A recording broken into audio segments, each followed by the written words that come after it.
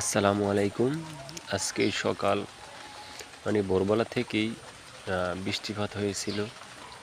তো এই বৃষ্টিতে আমার একটি জলপি গাছের ডাল ভেঙে পড়ে গেছে। তো ডালটাতে দেখেন এত জলপি ছিল, আ আপনার কম করে হলো ৩০ থেকে ৩৫ কেজি জলপি হবে শুধু একটি ডালে। দেখেন কিভাবে ধরেছিল জলপি। আ এত জলপি, শুধু জলপির ভারী ডালটা ভেঙে পড়ে গেছে। এত ছোট ছোট জলপিগুলা খাওয়ার উপযোগী এখনো হয় না। দেখেন কত জলপি শুধু একটি ডালে। এটা জলপির ওজনেই ডালটা ভেঙে পড়ে গেছে। একটা দুঃখজনক ব্যাপার। এগুলা কি বলবো।